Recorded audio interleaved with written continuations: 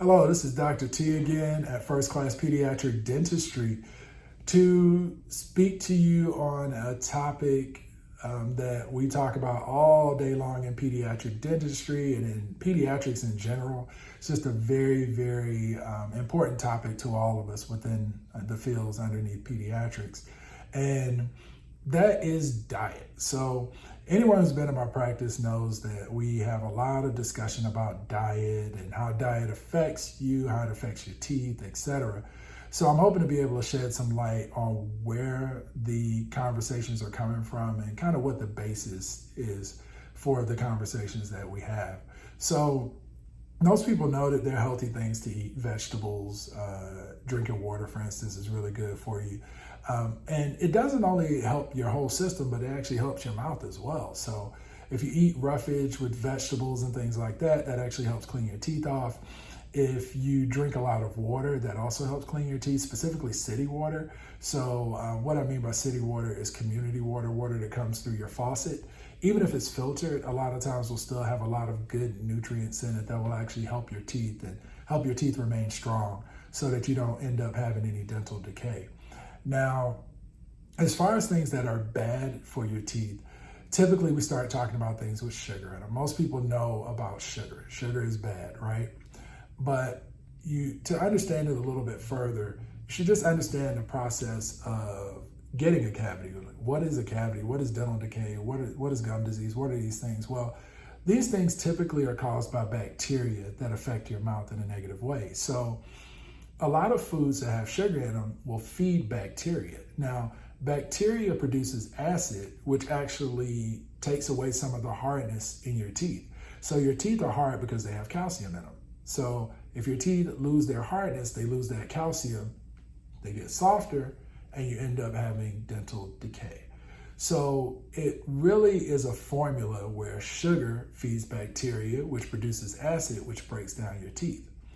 So we always ask you to stay away from eating a lot of sugar, or try not to eat a lot of sugar, especially over a long duration of time. So what we found through research and anecdotally is just the longer that sugar sits on your teeth, the more chance it's going to be problematic. So most of the kids that come in our practice have heard stay away from gummy bears and fruit snacks and gummy vitamins and fruit roll-ups and Starburst and Skittles, et cetera, et cetera. And not to knock any brands, but the things that are sticky and sugary are doubly bad because they sit on your teeth for a very long period of time. Now, I usually say the biggest monster that we have in a pediatric practice as far as causing dental decay are beverages. The reason beverages can a lot of times be really, really bad for your teeth is because of the amount of sugar that they have in them and the amount of acid that they have in them. So that sugar-acid combination is just a really, really tough one to get over. If you can imagine, most drinks that have flavor in them, so whether it's flavored water or Gatorade or not Gatorade, I should say sports drinks, sodas, things along those lines, they're sugary, so the sugar affects your teeth by feeding bacteria, which produce acid. But those beverages are also acidic in and of themselves. So what ends up happening is you're attacking the tooth or your teeth or your mouth directly with the acid and indirectly with the sugar.